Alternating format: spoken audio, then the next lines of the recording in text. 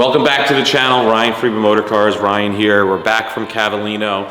Have a lot to talk about of our opinion from the Ferrari world versus the Porsche world, giving some sort of market update for what's going on that we feel and see out there in the marketplace. Out in Cavallino, we were able to see tons and tons of Ferrari collectors, network with them, speak to them, see what they're buying. And what we've noticed is we're seeing a lot of people transition from Ferrari to Porsche. And why we see that happening on the newer side is a lot of these newer Ferraris like the SF90 and the 296 and the F8, they're going for sale and they're going tremendously under sticker. And you're actually seeing the opposite effect happening on the Porsche market, where cars are still going for over sticker, significantly over sticker, and strong. The demand is strong. And there's even people that are just willing. I get more calls from people willing and able to say, I'm ready to go, find me an ST, find me a Sport Classic in this color. I'll pay this, I'll pay over, you know, and you just don't see that happening in the Ferrari world, in the Ferrari space on the newer stuff. Going back on older cars, for example, the older Ferraris are gonna have services that are demanded and need. These older Ferraris require a lot of maintenance. Now, is the question, and I'm asking this right now off the cuff, do they actually need these engine out services? You know, like on a 964, C2 coupe or C4 coupe or 964 turbo, everyone talks about leaks and reseals and stuff, and it is an extensive, expensive service, but it's not something that someone says like it's needed, like how on the Ferrari world they say, you know, every 4 years or every 5 years an engine out service is needed. That could have been something that was pushed by the dealers back then to get extra service work. But what I find is that on the older cars like the Ferraris, the 355s, the 348s, the Testarossas, stuff like that, I'd love to find a way to make the younger generations like myself and a little bit older and a little bit younger more comfortable with the buying process on those older Ferraris and not being scared of the services. Because I say this, if we have no hope, let's say, for the future of Ferrari on the newer cars with what they're doing, not to say that it can't change, but I think their price points are a little too high, in my opinion, and I feel that the depreciation on such a fast pace, even when they're new or, you know, 30, 40, 50 miles and a few months old, I think it's too much. So if we're not gonna be able to capture the audience I find on the newer Ferraris right now, are we going to be able to capture it in the older Ferraris? And the answer is really no, because although people love the cars and the price points are great, they fear the services. Not versus what like everyone says, oh, it's worth 20 grand less if it doesn't have an engine out service. I don't know, I'm lost for words. So, you know, put in the comments your thoughts on this, because I love Ferraris. I love the 355. I love 360, older generations, manual cars. I mean, they don't get better, gated. That Italian, you know, exhaust sound that you get, even if you put an aftermarket Tubi or Pisto, I mean, there's just nothing sounding better. But from, I don't want to use the word investment standpoint, but as a, you know, depreciation and future, you know, the way that people are buying cars these days, they're getting in and out very fast because it's very easy for us buyers to be doing that based on the banks being easy and accommodating to do that, dealers being accommodating to take trades constantly. I mean, it's overall the market is very good. I'm not saying I'm not buying Ferraris and older Ferraris. I'm definitely buying older ones. I just bought a 355 today, and yeah, it needs an engine out service. And for me selling it, I do the engine out services completely because it adds value and it does sell and it does aid the sale. What I'm saying is like, you know, a lot of these customers that are buying these cars, they want them with the full services. Do they really need them? Not really, but it is nice. But like I speak to Pete at Universal Autosports, he's like, just needs an oil change, maybe this, maybe that, whatever. But again, it's what society has put on us to accept and believe that you can't have a Ferrari 355 without, you know, if it hasn't had a service and engine out in 4 years, oh my God, you gotta be careful. When it's really not like that. So I think more people should be open-minded. What I would say is open-minded, my instant suggestion or thought is open-minded to the fact that just because you're buying one that didn't just recently have an engine out service, it shouldn't be worth significantly less if it was well maintained all throughout its life. I go back to where, you know, we have here in the market report for us today that we focus mainly on Porsche, as you know, mainly because we love Porsche, but because we think it's a great brand.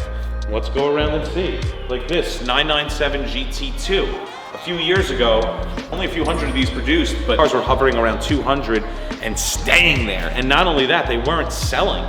But now these cars are going from mid 3s to mid 4s, and they're getting the respect that they deserve.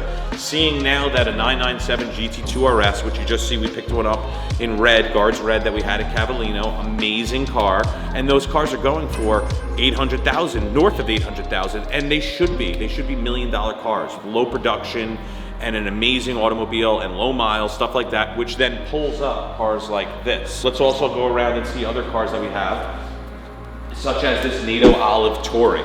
Really awesome example of a Touring. And as you know, when we look to find cars like these, we look to find the specs. I don't even look at the MSRP. And it's crazy to say, like everyone says, what's the MSRP, what's the MSRP?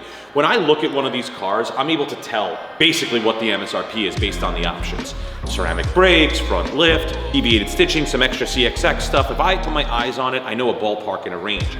And really what that comes from is a feeling. So when you look at this car, you're like, wow, it looks incredible, right? So it has the exclusive interior, it has a paint to sample color as an option, it has ceramic brakes and all the goodies that you want to have when you're buying one of these cars. Now that doesn't mean that a silver basic one or a stripper spec is a bad car. It's just not what we focus on.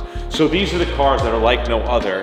And for example, if this car was like, let's just say going now for a little bit over 320, 325, whatever it may have been. Long story short is it's still going for over sticker for a significant amount and holding strong, even through several owners. And now this car, I believe, has, I don't know, maybe 1,000 or 2,000 miles, but regardless, it still has a demand, and it's still also in a price point. So going back to the newer Ferraris, a lot of these newer Ferraris are 400 plus, 500 plus. And the depreciation is like 20%, even more sometimes. It's crazy, in my opinion. I say that a lot because it really is just my opinion. A lot of people have different opinions to it. There's no fact to it, but it really is just everyone's individual opinion in which they're entitled to. But a car like this, over sticker, and being in a price point, I feel that they found that sweet spot at Porsche, you know, to be able to build a car for 200 and change and then be demanded for about, you know, close to 100 grand or whatever it may be over that. That's pretty awesome, you know, and then to make it be affordable, so to speak, in the realm of other Porsches, such as the Sport Classic and the ST we're seeing that are going for essentially, you know, ST could be going double a GT3 Touring. But let's go skip around and go see some other cars. This is really a cool car that we have here. You guys know that we're loving all the 2024 stick shifts because that's going to be the last year, as far as we're told right now, on most models. This one being a C4S with an aero kit. Really, really, really cool car. Like this car, around 200,000, just over, just under, depending on the spec. That's an awesome car. The last of the manuals, all the modern technology that you would need to drive and enjoy creature comforts, and you get a little pizzazz with the aero kit. This having deviating contrast interior with the black dashboard and red stitching. Where are you getting a new Ferrari or a new Lamborghini or any sports car that's in this realm for this amount of money? You're not, and that's why I feel it's a really safe purchase to buy. Porsche being the brand that's very versatile, that, you know, whether someone's just a lawyer that wants to take it out and never go to car shows but drive it every day, it's a great automobile, right? But if it's also at the same time, you could take that car that's a daily driver and bring it to a car show, and you, besides meeting a whole audience or whatever, but like, it's a sports car hidden as a daily driver, or a daily driver hidden as a sports car, disguised. But ultimately, awesome car. Now this car right here, this is something to talk about. So this is a GT Silver paint to sample 3.8 RS. Very, very, very special car. They did not make a lot of these in paint to sample. They didn't make a lot of them in silver. This specific example is fully loaded. When I say fully loaded, it has all the goodies such as ceramic brakes, full leather buckets, and then it's got a few other details which is pretty cool, such as deviated stitching, the yellow belts, the yellow pass-throughs on the seats, and stuff like that. But finding these cars is impossible. You know, we've had a few 4 liters, GT3 RS 4 liters, the pastel orange ones. They didn't make a lot of those cars in paint to sample, and there's rumors floating around that some of those cars are selling for north of $2 million. Now, if a 4 liter like that is doing north of $2 million, what is this doing? You know, I don't know. I think it's $1 million car. You may think I'm crazy, but you know, you're always paying, I believe, in this market or any market in advance of what the cars are. Meaning, if you feel that you're buying this car and you're paying too much, you're not paying too much. You're just paying a year or two in advance, because as you know, these cars are just gonna go up. Then people say, is the bubble gonna burst? I don't think so. I don't feel so. Any other crazy color, but that to me is what makes it even more unique and special. This car is like perfect. So if you have a paint to sample 3.8 RS, I'll pay top dollar for it because I believe in those cars. And I also feel that we have a lot of 3.8 RSs that are not paint to sample, the gray blacks or the aqua golds or whatever it may be.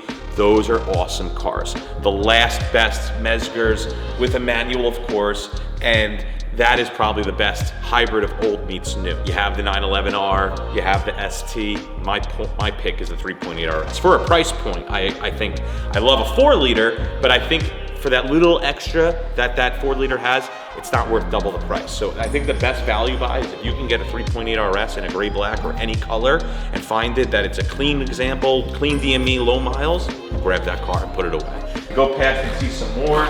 These are obviously great cars. 2019 GTS in a stick shift. Beautiful cars, beautiful examples, great price point cars.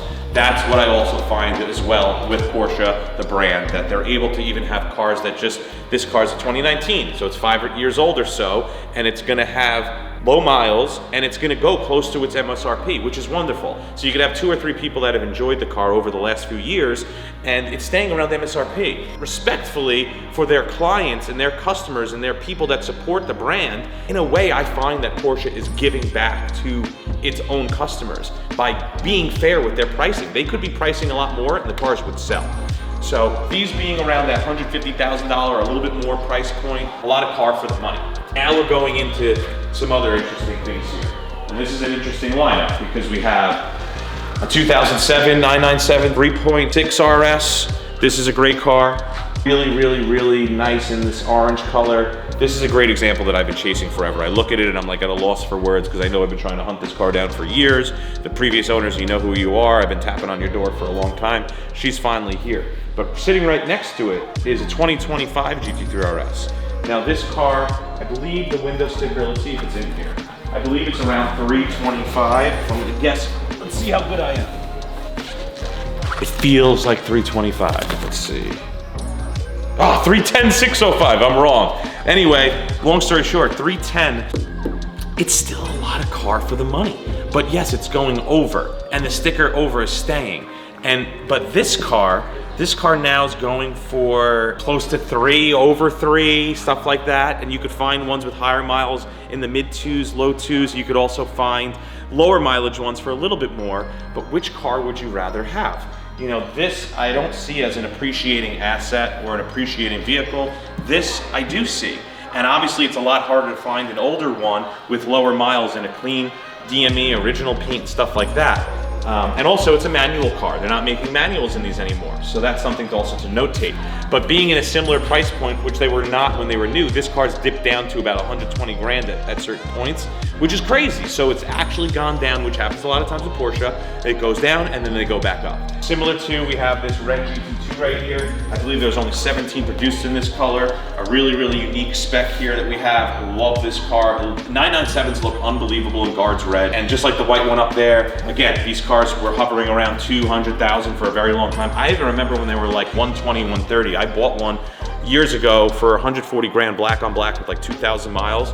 Really an amazing car, but they should have really gone up more in value. But now I think they're getting the attention that they deserve, and the GT2 RS 997s, as I said, have pulled them up a bit. And these cars you should keep your eye on for the future. They're great cars. They'll obviously be less than an RS at all times, but you could, if you watch the trend of them, you'll be able to catch one potentially and get a decent price if you're able to come across a low mileage example.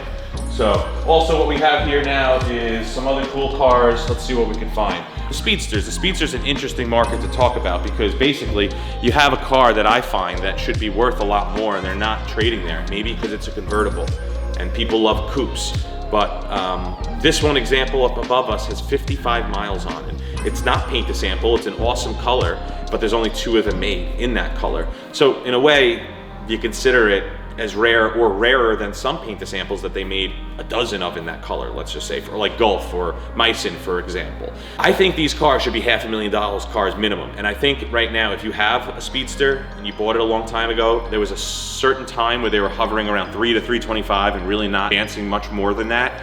And being that now they're in that mid to upper 3 range and special ones 4 and above. And how do you justify 55 miles? It's pretty hard, but long story short is that I still think even we're asking for this car, we're way undervalued for where it's gonna go. That's something that will be a sleeper in my opinion. Should be 500,000-600,000 in my opinion in a few years, if not sooner than that.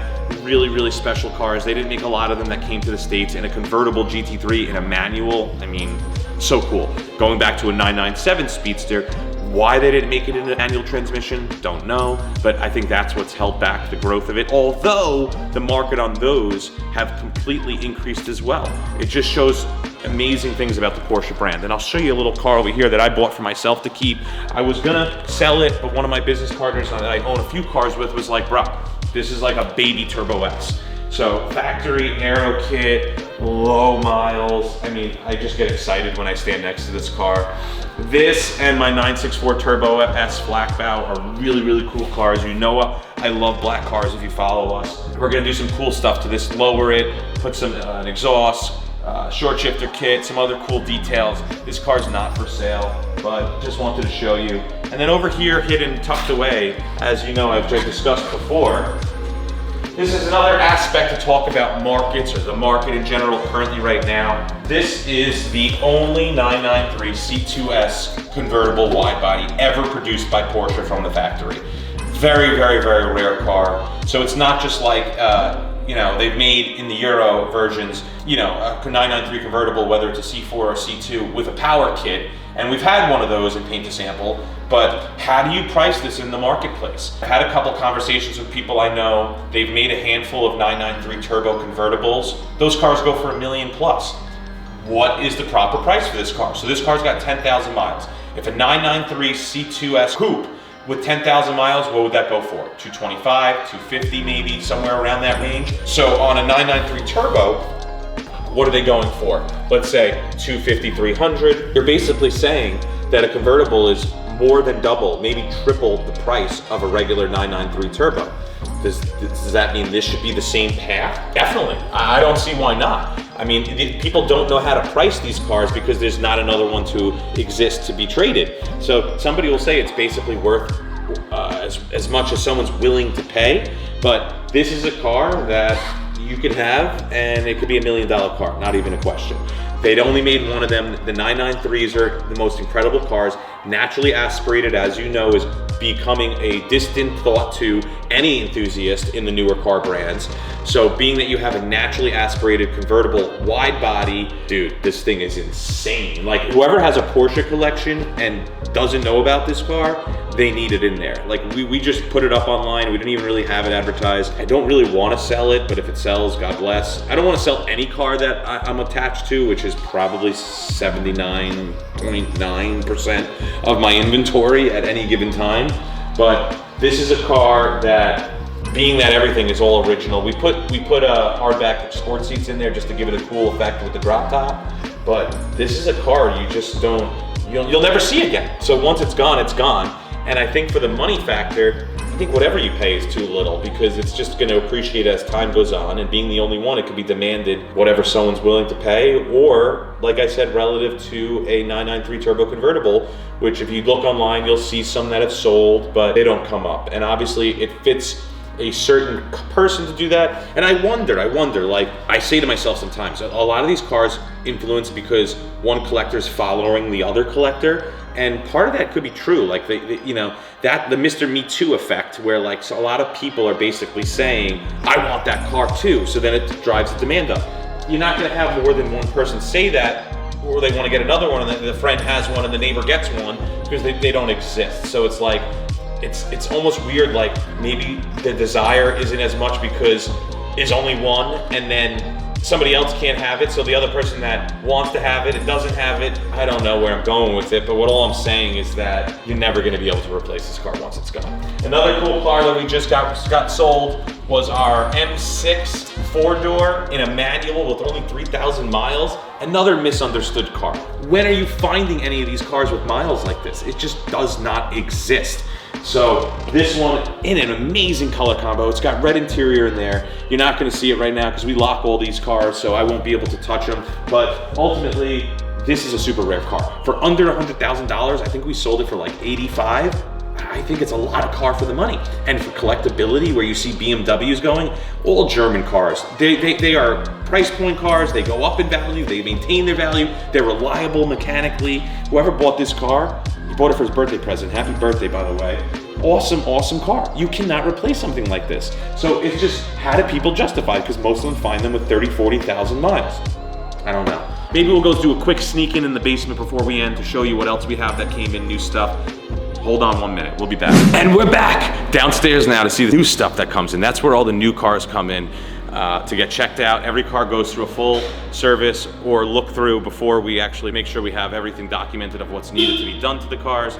This is a freaking really cool car. So we once had a GT3 in this same color, and my phone didn't stop ringing off the hook for that car. So this is sepia brown, really cool, interesting color. Some people think like this looks like Duty Brown, but it's a really, really beautiful color. This one has heritage interior, which is really, really, really beautiful of a contrast. Come take a look at it. This one is available right now. And as I see right over there right now, we have our pastel yellow 993 C2S Coupe. Like we were talking about upstairs, this car sold for a little over $200,000, and we have the convertible upstairs. So what do you figure? How do you figure a one-off could be worth? I really think it's close to $1 million, but you'll all say I'm crazy and I'm wrong. Let's go look at this one. I haven't even seen this one arrive yet. So this is another GTS manual. We love these newer version, 2024, the last year produced. This is really nice. My first eyes are hitting it. So I love a white on red, especially with a black dash and black red deviated stitching and a stick shift. This car is gonna fly. Just not even a question. Just really, really super clean. Cool specs, low miles, and a manual. That's what everybody wants. They want these cars in a manual. So I actually had one person that recently bought one of these cars in a manual. He thought it was too assisted. I said, that's because you have a whole collection of air-cooled. You wanted to get a newer car in a manual, but you're just used to air-cooled. But for somebody that wants a little bit of versatility, to have that manual and have the new creature comforts, very, very, very cool car. Well, what else do we have going on around us? Macadamia. Cargo over here, another cool color. I like the unique cool color. So just like regular paint to samples like Golf or RS Orange, this is really, really, really cool. Macadamia, it's very classy, very different, on heritage also. So it's all about the spec. Like if this car just had a regular tan interior, I don't think it would appeal to me, or the audience as much as it does, because I mean, just look at it. You'll see some other pictures. And over here, mainly, as you see, we have a Ferrari flag, and the Porsche flag, which means we do some service over here. So this is our 458. We're doing a quick oil change on it, changing some tires on it. Just sold to a new customer, 1,400 miles, super clean car. As you know, we sell only the best stuff. This being a manual 430 as well here. Really, really super clean car. I mean, it has 20,000 miles, so it's more of a price point car, but you're really, really, really gonna get a good value buy out of that, only gonna increase in value. Long story short is, we got a lot more cars coming in. Check out soon, we're gonna be at Moda. We're gonna have the 918 16M in Stradale. I look forward to seeing you guys all there. Just giving a quick update on the market report. Bottom line is, Porsche is the brand to be behind. See you soon.